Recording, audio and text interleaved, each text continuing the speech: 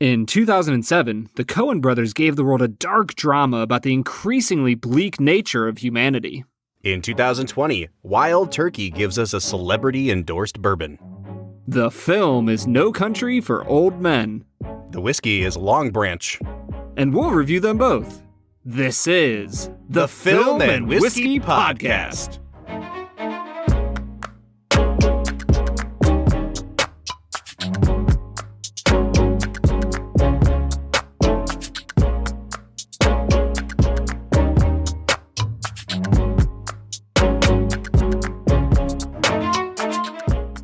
Welcome to the Film and Whiskey Podcast, where each week we review a classic movie and a glass of whiskey. I'm Bob Book. I'm Brad G. And this week we are looking at the 2007 drama, No Country for Old Men. Just how well do you know Sugar? What do you want to know? I just want to know your opinion of her, in general. Just how dangerous is he? Compared to what? The bubonic plague? He's bad enough you called me.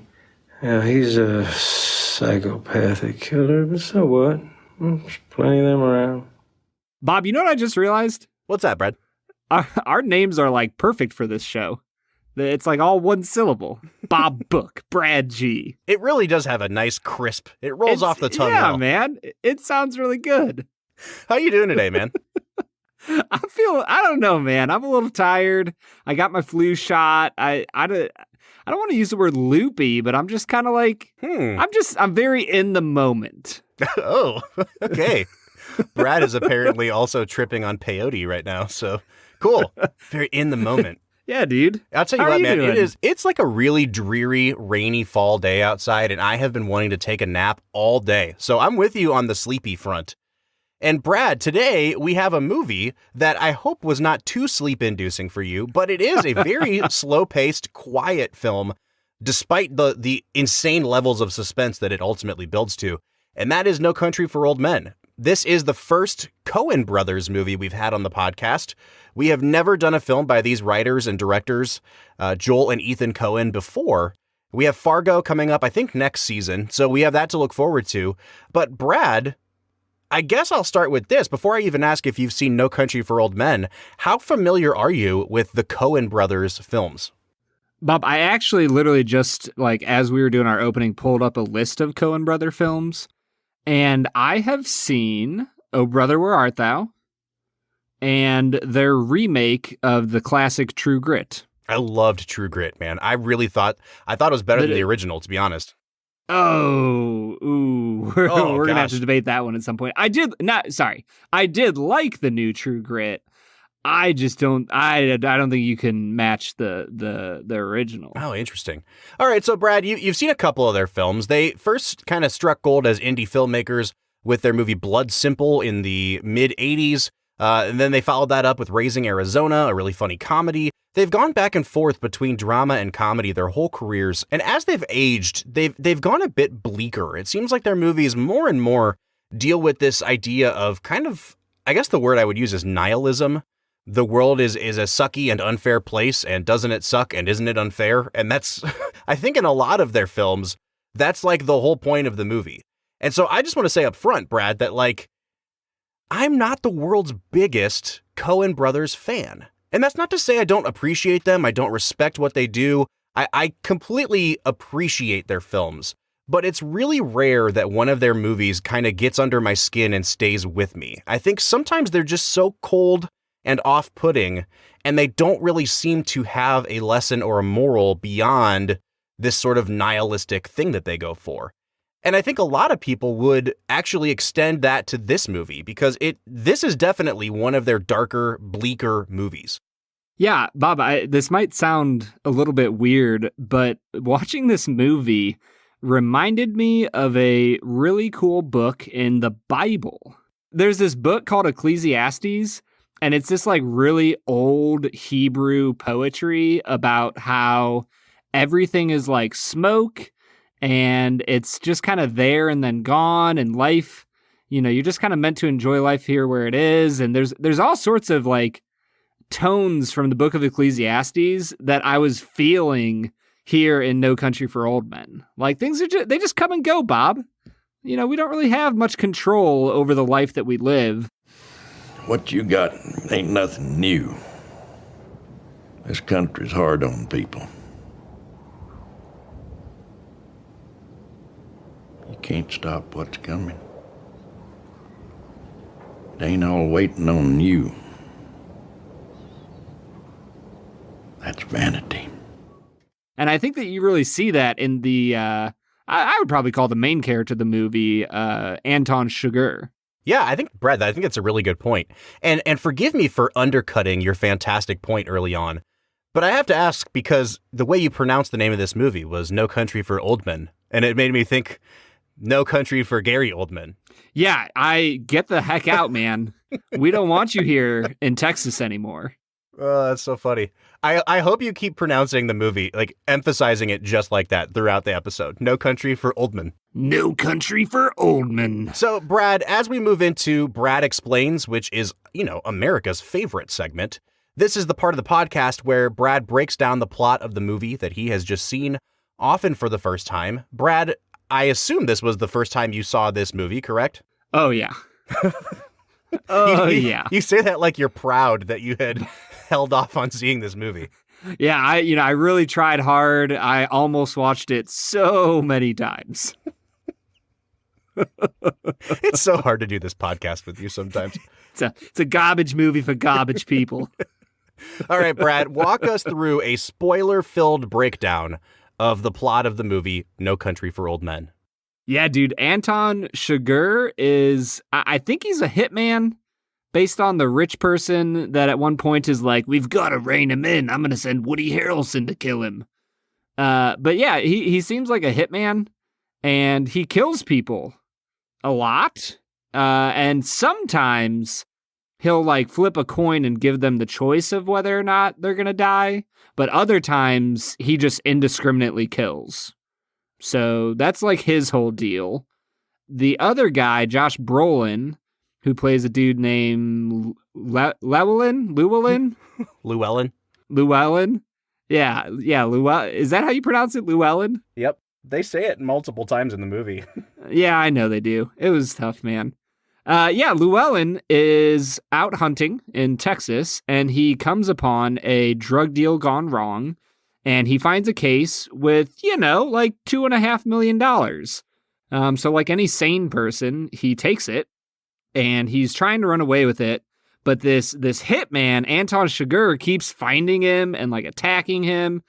And it's just a really long, drawn out thing where you're like wondering what's going to happen. And he's hiding in a hotel, and he like buys these tent poles so he can push it back in the air vent and then pull it back out. And it's like, it's very long and drawn out. And you get really excited about this battle between Moss and Chigurh. And then it doesn't happen. And Moss dies off screen. And, this whole time he's been trying to get his wife and her mom out of town. And she's like really confused about things. And Tommy Lee Jones is in it. And I don't know if he really does anything else, but he's a sheriff. And he tries to help Moss. And I think that's all I have to say about that. Brad, I can tell when you just don't give a shit about a movie, because Brad Explains is so lackluster. And like, I don't think you even attempted to put that into like a coherent arc or a story. You're just, there's this person, he does some stuff. At the very end, you're like, Tommy Lee Jones is also in the movie. But, Bob, does he actually do anything in the film? I think Tommy Lee Jones is probably the most important character in the movie, Brad. But Bob, I guess we'll get into talking about that. Tommy Lee Jones just like follows them around like a lost puppy dog and kind of goes, yeah. That's all he does. Is that your Tommy Lee Jones impression? That's all he does. He doesn't actually do anything. So I have a feeling it's going to be uphill sledding for me this episode to try to get you to even engage in what I'm trying to talk about with this movie, because it is already clear to me you did not like this movie. Fair to say? I might be being a little facetious. There are good parts to this movie. I think it's really well made. The cinematography is impressive. The story itself has some interesting elements to it. But by the end of the film, they just kind of slowly kill people off, mostly off screen. And and it just has a super lackluster ending. So I wouldn't say that I dislike it, but I don't know if I would say I liked it. All right, I think that's a fair place to start. Let's break down the movie a little bit more, though, Brad. This movie was adapted from a novel by Cormac McCarthy, the Pulitzer Prize-winning author. It was, in some ways, the Coen Brothers' first true adaptation. Normally, they write their own material. You know, Cormac McCarthy became really, really popular in the later 2000s with his book, The Road. And I think that if you're familiar with The Road, this is a pretty similar kind of thematic movie. It's set in 1980 Texas, and most of the setting of the story is this really kind of desolate, you know, the more desert parts of Texas. And, you know, obviously it really reflects like what's going on in the lives of the people in the movie. Everybody seems to kind of be working in isolation from each other. But I think that even though this is a Cormac McCarthy story, like through and through, it also really fits in with the Coen Brothers filmography. You know, like I was mentioning earlier, as it's gotten kind of more and more bleak over the years. But something about this movie, Brad, really just hit home with people because this ended up being the film that won Best Picture from the year 2007. And in that year, we saw a huge resurgence of these kind of neo-Western movies. You had this movie, There Will Be Blood, The Assassination of Jesse James, all came out in 2007. Which Wait, what? Bob, I don't think you said the name of that movie right. Oh, forgive me. The Assassination of Jesse James by the coward Robert Ford. Oh, yes, I've seen that. That one. Yeah. Right. So, Brad, I guess my first question is, like, what do you think it was about this year, this period that, like, stories like this seem to be coming, you know, a dime a dozen? I mean, I will say that I think at this point the country saw the economic collapse coming, and they were just getting ready, man. They were prepping for that nihilistic, you know what, the world's ending, the market's crashing. Like, what's the point of anything anyways? You know what? I know you're being like slightly facetious, Brad, because obviously a lot of us couldn't see that collapse coming. But I think that especially in the year or two following the release of this movie and There Will Be Blood especially got held up as kind of like the new classic films. And I think part of that is because everyone was so pessimistic and cynical as a result of what they saw going on around them in America. Right. Well, I mean, you see the government bailing out these massive companies, you know, the auto industry and the banking industry. And you just you get to a point where you're like, well, what am I even doing? Like, I do my voting and I pay my taxes. But in the end, like, it just feels like the rich are getting richer.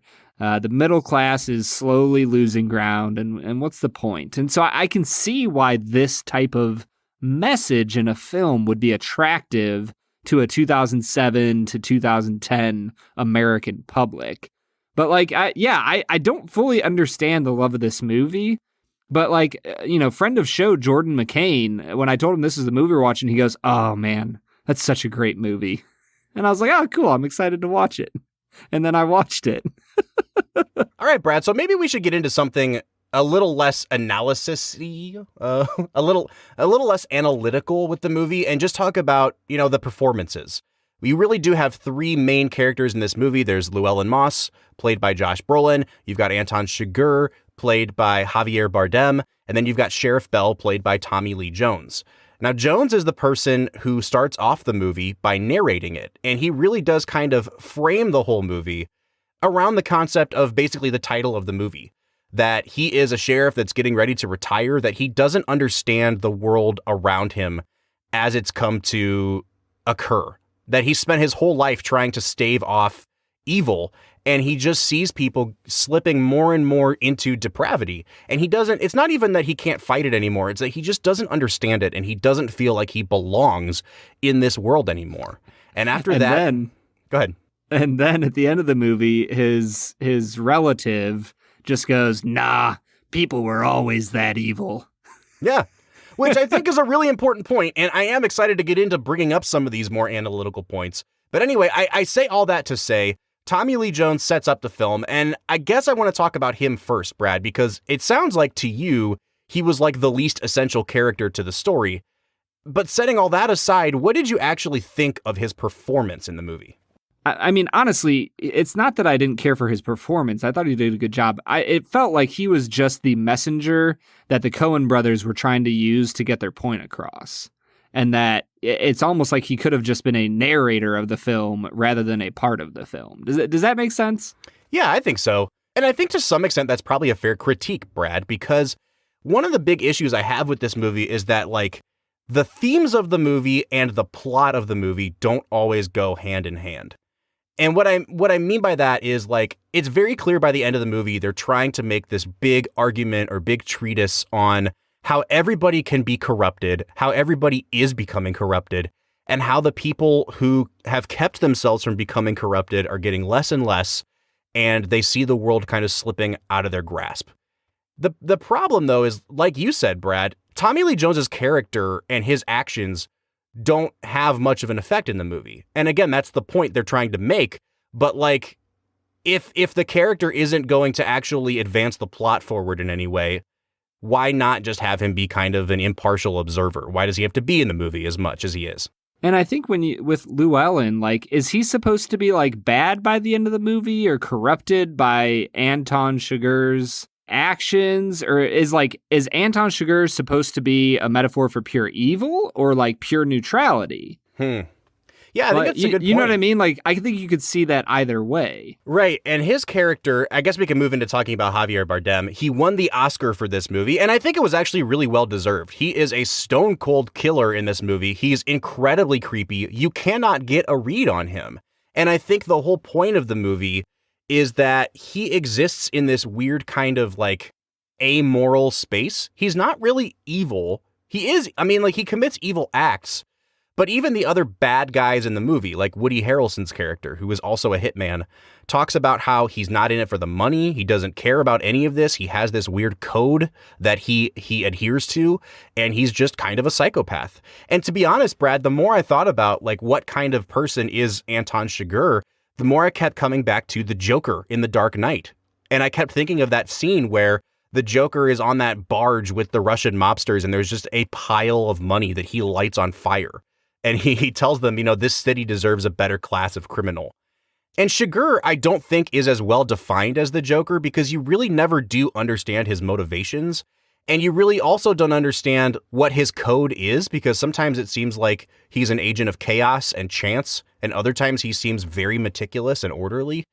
But I think that they're getting at something like that, where he is a person who, in some sense, can't be corrupted because he's not tempted by the kind of things that the rest of us are. I do think, though, that you pointed out my main problem with Chigurh's character. And by the way, I thought that Bardem's performance was truly spectacular. Like, I think that he did exactly what he needed to do to create a menacing, just downright scary villain. One of the best villains I've seen in a movie in a long time. But I do think that there's some problems with the way he is written as a character, because like you said, Bob, sometimes he operates on chance. Sometimes it almost feels like he just operates on a whim. And other times he operates on, like, a code of, like, well, I promised your husband that I would kill you. He had a chance to save you, but he didn't. He wanted to save himself. So I'm going to kill you now. I knowed you was crazy when I saw you sitting there. I knowed exactly what was in store for me. Call it. No. I ain't gonna call it. Call it. The Coen don't have no say. It's just you. Well, I got here the same way the Coen did. And it's just kind of like, okay, well, do you have a code? Do you follow luck? Or do you just do it on a whim? Yeah. Because I think that a well-defined character that had more accessible motivations, accessible to the audience, I should say, I think he would be that much more terrifying as a character. It's one thing when you have Hitchcock giving you a bunch of birds as the villain, and, like, they're animals. So, like, there's almost something creepy about the fact that they can't have a motivation. They're just invading this town and killing people.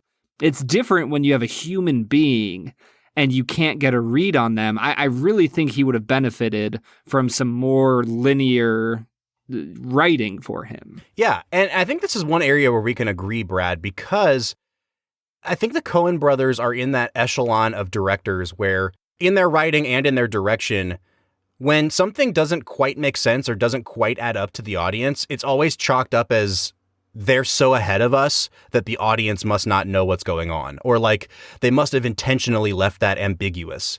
And I honestly think that I think that's a terrible argument to make. We talked about that with Kubrick a little bit in 2001. I don't think that you can let them off scot-free for the fact that sometimes his motivations seem to be mixed and seem to be muddled. Even if the point they're trying to make is that everything happens by chance and there is no reason behind it, I think they could have made that point a little stronger than they do, because again, there are times when Chigurh is so meticulous and so driven and so calculated that it really undermines this idea that everything happens by chance. Well, and if they really wanted to hone in on the chance part, he wouldn't be a bounty hunter at all. Right. He would just be like a serial killer. Right. A serial killer. Exactly. Yep. And so that's my big struggle is like I said, I thought his performance was great. I just think that the writing for him could have been a lot more powerful. Well, and then you have the third person in the movie, Llewellyn Moss, played by Josh Brolin, who's this character who kind of goes back and forth between having a set of morals and also being corrupted. And I keep using that word because, I'm going to talk about in the second half what I think the main point of this movie is. But Llewellyn is definitely in the middle of these other two extremes, which would be Sheriff Bell and Anton Chigurh. I thought Josh Brolin was really, really great in this movie, playing a guy who is definitely in over his head, who's probably a little more dim-witted than everybody else around him.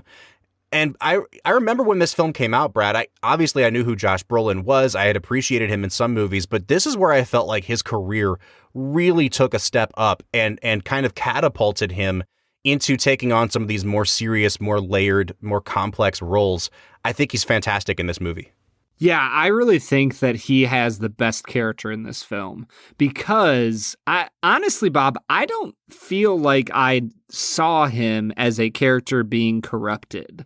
From the very start, that he's the kind of person that says, you know what, it's $2.5 million. I'm gonna take it. And you see him come back to try and give water, much later in the evening, but he's like, man, I'm gonna go do something stupid because I kind of have to. And he tries to take water to, this dying Mexican man. And, he's passed away and it leads into this car chase. But in the end, what you learn about the character is that he is the stand-in for the audience of if we ran into a Mexican drug deal while we were hunting and we found $2.5 million, we probably would take it. And we probably would feel a little bit bad and try to take the guy water. And we probably would try to get our wife out of Dodge so that, we could have a nice life together. None of his actions in this movie felt wrong or evil to me. Yeah, I mean, I don't know if I would say they weren't wrong, but they were at least understandable. He was a guy who found a case full of money and saw a way out of his life situation. I think anybody could put themselves in that shoes and ask themselves, what would you do in that situation? Right. And I think that's why, he is the most relatable character. And I really think it's why it's such a disservice to just pop him off screen. Yeah. You know what? Let's talk about that right before we go to break here, Brad, because I think that might be one of my biggest frustrations with this film is that they make the decision. And again, it's in keeping with the idea of theme over plot. They make this decision that you follow him through all these close calls with Chigurh. He gets shot by Chigurh. He recovers. He finds the money again. He's on the lam again. And then all of a sudden there's a fade out when he gets to this motel and he's talking to this pretty lady at the pool. And when it fades back in, it's Tommy Lee Jones who has tracked him to this motel that he's staying at. And when Tommy Lee Jones pulls up, he finds the aftermath of a literally just completed assassination by the cartel where they've killed Moss and he's just laying there dead. You never see him die. And honestly, Brad, we're not the only ones to complain about this. This was a major point of contention with some critics of the movie who said that, he was the audience's stand-in. And even if they wanted to make the point as a filmmaker that everything happens by chance, there's no rhyme or reason to it, you should still have given him the dignity of an on-screen death just so that the audience could process it. Because the way that they decide to present it it's almost confusing. It really pulls you out of the movie for a second because you're like, wait, is that Josh Brolin on the ground dead? Is he dead now? We jumped ahead in time, and it really does create this weird dissonance. And I understand, again, thematically what they were trying to do. Oh, see, we can just kill off our main character and it's like nothing even matters. But like at what cost? Because it really did pull me out of the movie as a viewer. And that's the thing. You have to look at like movies like this and say, I get that the Coen Brothers are trying for something of an art house style film where it's introspective, it's quiet, it's trying to get a message across more than a story across. But at a certain point, there is an interesting story happening in the middle of your message, and I think it's dishonoring to the people watching your movie to just throw the story to the side so that you can keep pushing your message onto the audience. Yeah, completely agree.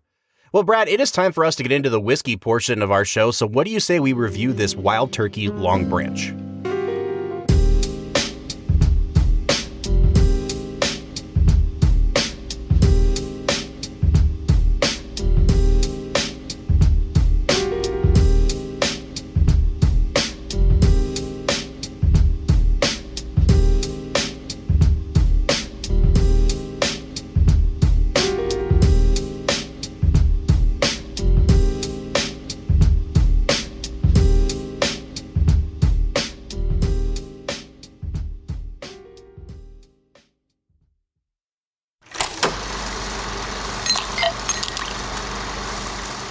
All right, so today we are checking out Wild Turkey Longbranch. Now, Brad, in order to review this whiskey, we have to tell Film and Whiskey Nation a little story. Do we, though? I think we should tell them a little bit of the story, Brad. I think you should tell this story, Bob. So, a couple months ago, we had secured an interview with Wild Turkey master distiller Eddie Russell. We were super pumped about it. We both called off work to record this episode. It was going to be a My Favorite Movie, and the people at Wild Turkey were generous enough to send Brad and I each a bottle of Longbranch to sip on air with Eddie Russell. We did the whole interview. It was freaking phenomenal. And when we got off of the interview, we found out that the Zoom meeting did not record, even though we thought that we had set it to automatically record the meeting. All we had was Brad's audio and my audio and no Eddie Russell. And so we had to completely scrap our plans to release that episode and find an alternative use for the Longbranch. Like ideally, Brad, I think we'd be doing a movie with Matthew McConaughey to go along with this Longbranch, and he is very much not in this movie. Well, But I think that ideally we would be co-hosting a movie about Matthew McConaughey with Matthew McConaughey. But you know what? This is the next best thing. It was the most prominently Texas-based movie on our list this year, so I figured let's use the Longbranch now and give it a full review. Brad, the story behind this Longbranch is that Matthew McConaughey was hired on as a spokesperson and creative director for Wild Turkey a few years back. They decided to let him kind of develop his own whiskey. He went back and forth with Eddie and Jimmy Russell about what kind of whiskey he would like. We found out from talking with Eddie and reading a bunch of PR materials that Matthew McConaughey likes his whiskey a bit watered down. He says he likes it with ice. And so this one does not clock in at a very high proof, Brad. It only clocks in at 86 proof. However, Mr. McConaughey decided to experiment with some smokiness and wanted to bring some of his Texas roots to the party.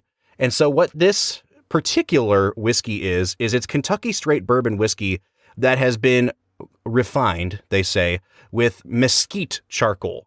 So he's trying to bring some of that mesquite wood to the party with this Kentucky bourbon. It's supposed to give it a layer of smokiness. I don't know if I buy that 100%, Brad, but we're going to give it a try. Yeah, as I pick up the nose on this bad boy, I think that it's very bright. I wouldn't say it's florally, but it has some nice, sweet undertones to it that I almost feel like it's a smooth toffee with a little bit of nuttiness to it. So, I kind of get where you're coming from, Brad, but for me, this just smells like a low-proof whiskey. Like, it has the brightness because I don't think it's high-proof enough to really carry some of those darker tones that we normally get, the caramel, the vanilla, the brown sugar. It definitely has a few top-heavy fruit notes, a little bit of maybe some peach on it. I am surprised at how alcoholic the nose is. It's a little harsh on the nose for me. And then underneath that is a lot of char. I think that mesquite smoke is coming through, but it's coming through in the form of like, not oakiness, but actual smoke. And I don't know, Brad, what are you thinking about that? It's not really like a peat smoke. It just kind of smells a little bit like ashtray to me, or like recently extinguished campfire. I was going to say, Bob, to me, it smells like a really nice campfire. I think it has a really nice, soft, smoky smell to it. Not like when the campfire like starts blowing in your face and you have to move your chair. It's like when you're the other person on the other side of the fire from that person, and you're just like, oh man, this is nice. This week on Bob and Brad Break Down a Campfire Diagram. No, I get you, Brad. I guess I'm just not used to having so much smoke on my American whiskey. Like this almost reminds me of like a watered down peaty scotch in terms of how much smoke this is delivering. If the goal for them was to make it as smoky as possible, I think they're succeeding so far. It's just not really my cup of tea. I'm going to give it a 6.5 on the nose. Yeah, it's not the most spectacular nose I've ever smelt, but I think it's worth a decent score. I'm going to give it a 7.5 out of 10. All right, Brad, let's take a sip and see what they came up with here. Oh man, Bob, that is so nice. Oh, disagree. I think that is just an eminently drinkable, interesting whiskey. Yeah, it's interesting. Yeah, Brad. So here, okay. Let me tell you where I'm at with it. It is vaguely sweet. It has like a general corn sweetness to it. It's very thin in terms of mouthfeel. I think you can tell that it's low proof just by how thin it is, but it's not really like, I don't know how to explain it. It's not sweet all the way through. Like it's sweet on the tip of my tongue, and then it goes to that campfire smoke. When I go to swallow, it's a little bit sweet again. And then I get like a pretty tremendous chest burn Kentucky hug. I know that I'm kind of blending finish with taste here, but it just doesn't seem like one cohesive tasting experience to me. It's like, okay, I want you to drink a shot of this 80 proof whiskey, and while it's still in your mouth, I want you to take a puff of this cigar and then kind of swish it all around in your mouth together. Like it's just like sweet and then smoky, but not either of them at the same time. And it's kind of a mess to me. I'm not a fan of this. Honestly, for me, it kind of feels like a mixture of like a cream soda and like a ginger beer. Like it's got a little bit of that spiciness, and yet it's still nice and sweet and palatable. I think it's a solid whiskey. It's not the best in the world. Once again, like I said on the nose, I like the taste here. I like that little bit of mesquite char. I'm going to give it a 7 out of 10 on the palate. So I think I'll give it a 5 out of 10 on the palate. I'm not a huge fan of this. I will say that the immediate taste as soon as you swallow that's left in your mouth reminds me a lot of Lafroig. Like it's the smokiness, but it's also that really drying, bitter, oaky flavor as well.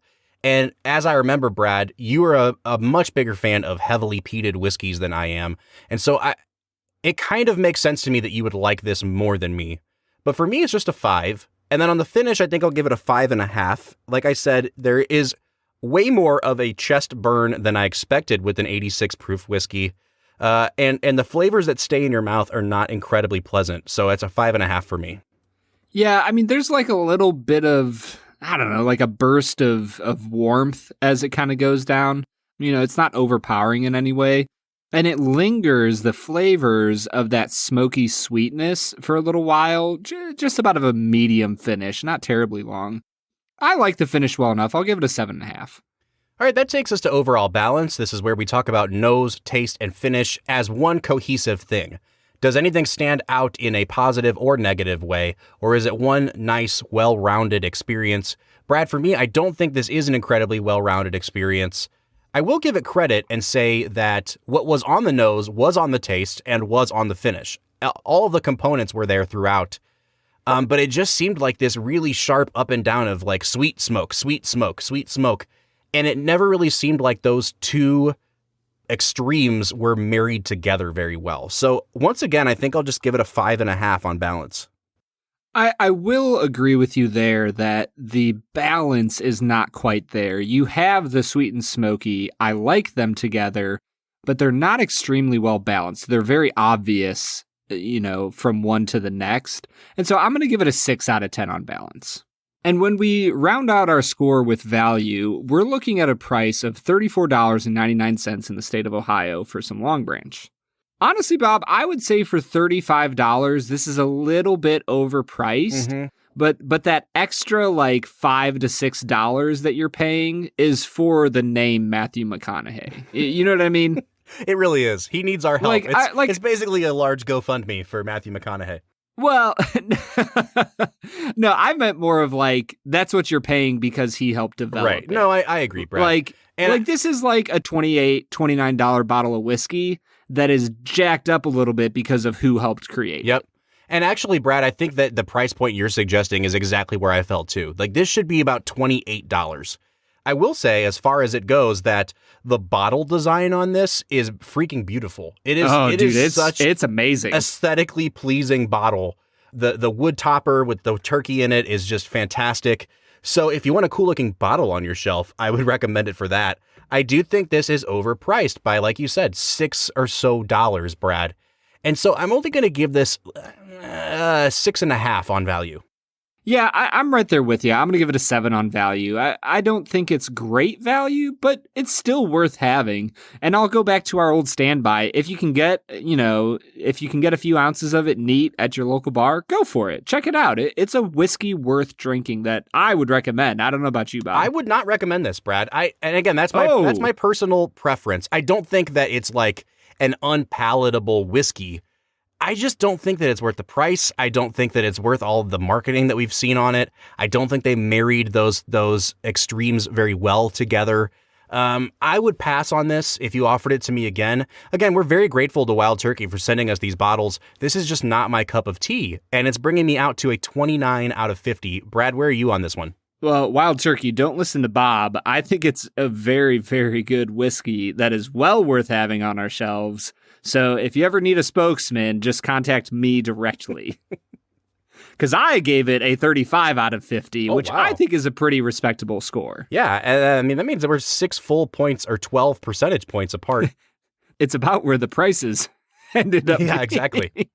It's bringing us out to a 64 out of 100 or a 32 out of 50. So again, you have divided opinions on this one. I think it's an above average whiskey. I just wouldn't recommend it to anybody. And Brad, it sounds like you would. Yeah, I would. And honestly, I think 32 is a fair place for this whiskey to be. It's solid, but it's not like the greatest whiskey you'll ever have. I like it though. It's good stuff. Well, Brad, what do you say we get back into talking about No Country for Old Men?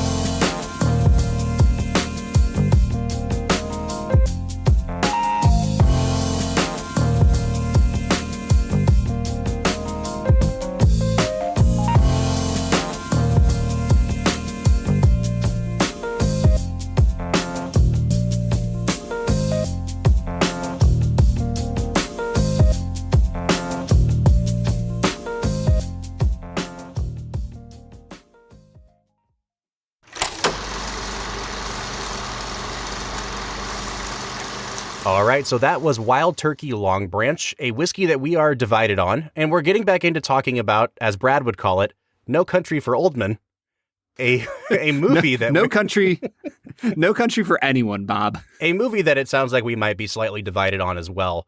Brad, I mean, I don't really know how much more we have to say about this movie. We've gotten into the performances. We've gotten into some of the direction. I do think it's worth noting that the cinematography by Roger Deakins, who is the modern master of cinematography, is once again impeccable. He was nominated for the Oscar for this. He did not win.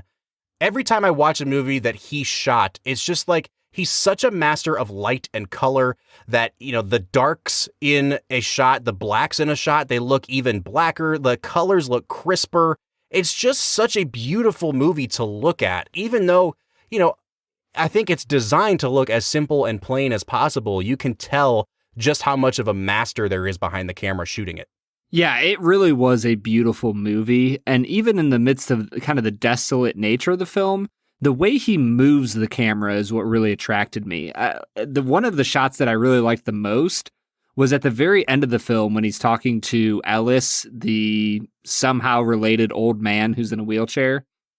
And it's near the end of their conversation, and he kind of gives him a medium shot where the Ellis is sitting in the middle of the shot, and he just barely zooms in. Like I had to look at the bottom of the screen. There's like a coffee cup down there to see if we were like edging closer and the coffee cup was moving out of sight. Do you know what I'm talking about? Yeah, it's a very subtle push. He does it a couple times in the movie where like he pushes in. It's not a zoom, it's a push. But it's so slow and so subtle. It builds the tension. It builds a little bit of like, I don't want to say claustrophobia, but he's moving the camera in ways that you're not even noticing. Right. And so little things like that, I was just like, man, this dude knows what he's doing. I really like Roger Deakins a lot. And I think that, you know, as directors, Joel and Ethan Coen, again in this movie, this might be for me their most suspenseful film. And they've made some suspenseful movies before. I think the decision to not use music in really crucial moments, every time somebody's sitting on a motel bed and looking at the shadow of feet under the doorway, every time you're waiting for the lock to be popped out by that air gun that Anton Chigurh has. Brad, there were moments in this movie where it was just so tense that I really was on the edge of my seat watching it. And I think that they do a really, really masterful job of building that suspense. Yeah, I will say the air tank gun felt so gimmicky to me. How did you feel about that? Did that like intrigue you? Because as soon as he shot one person with it, I was kind of like, it's kind of his gimmick. He uses this weird air tank gun thing. But then he kind of abandons it halfway through and goes for this massively suppressed like shotgun. And you're just kind of like, what is going on here? Yeah, the silencer on the shotgun, that weapon was way cooler to me than the air gun thing. It just seems like such a cumbersome weapon to carry around because you have this giant air tank.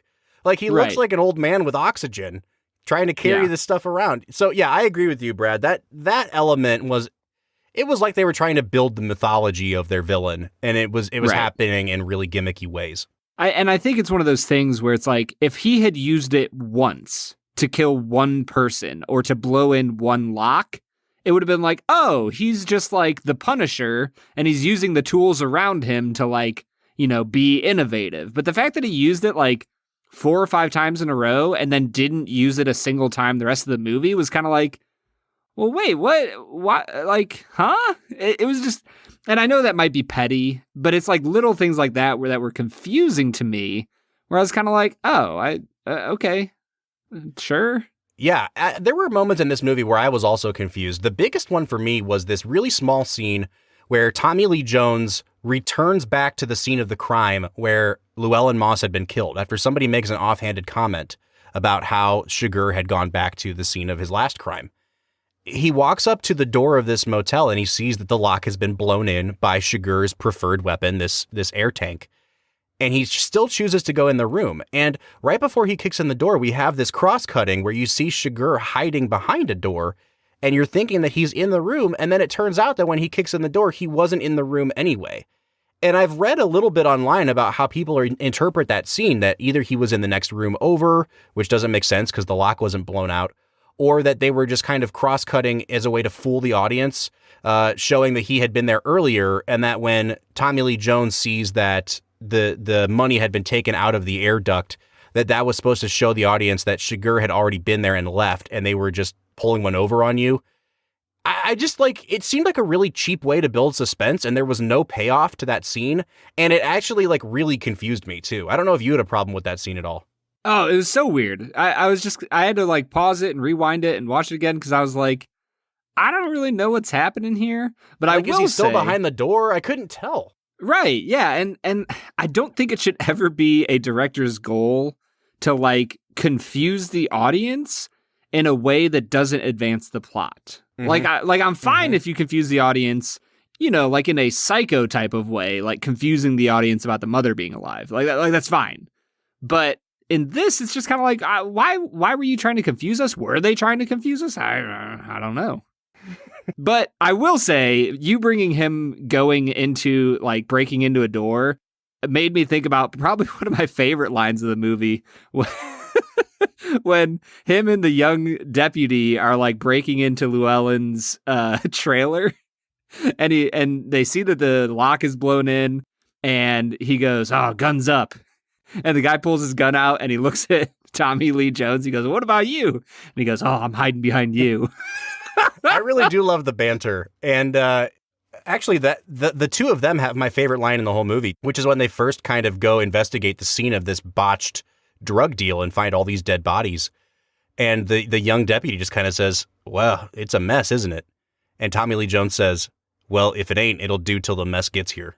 And it's like, it's a funny line, but it's also so like forewarning and ominous. It's just a perfect line for this movie. And Brad, that's kind of where I'm coming out on this film. I really, really love this movie. And I also think that it has a few crucial flaws that keep it from being like in the 9.5 or 10 range for me. I've seen so much ink spilled. I've been reading articles and articles all day that are trying to like analyze this movie. And it always comes down to this thing of, is it about fate and chance versus free will, or is it about something else? And I do think that you get into some of these questions about good and evil and fate versus free will or chance versus free will. But for me, the overarching theme of this movie that they keep going back to is this idea that we are living in a world that is rapidly declining and that everybody is being corrupted and that the good people are powerless to stop it. And it really is kind of a lament. And in that way, I actually really appreciate this movie. I think the Coen Brothers really make a more coherent point in this movie than they do in others. You know, they keep going back to this idea that every time someone offers somebody money, it's like they flip a switch. When Llewellyn is staggering over the bridge, bleeding, and at first he runs into these three guys who were coming back from Mexico, and they're like really concerned, like, "Hey, did you get in a car accident, mister?" And then as soon as he says, "I'll give you $500 for your shirt," they're like haggling with him. Like they've become corrupted by the money. And then at the end of the movie, when Chigurh gets in his car wreck, these kids are like, "Well, shoot, mister, I'll give you my shirt. I'm happy to help somebody out." And then he gives them $100. And then as he walks away, they leave the sound on with these two kids arguing over how they're going to divide up the money. And it's like Chigurh is continuing to like corrupt people in his wake. And I think it's a really bleak movie. It's a really downbeat movie. I do appreciate that the point is at least clear and coherent, because I don't think it is with some other Coen Brothers movies. But like I said, Brad, there's a few key issues with this movie that I think keep it out of that upper echelon. So for me, I'm going to give this movie an 8.5 out of 10. I think that's a fair score. For me, I come at it and I say, well, Bob, I don't know if it's as clear and coherent as you think it is, because you literally said that you had to spend the whole day reading all these articles about what people think the movie is about. I think that a movie can be complex in the way that it conveys a meaning and yet still be clear about what that meaning is. And I think the Coen Brothers kind of fail on that account in this movie.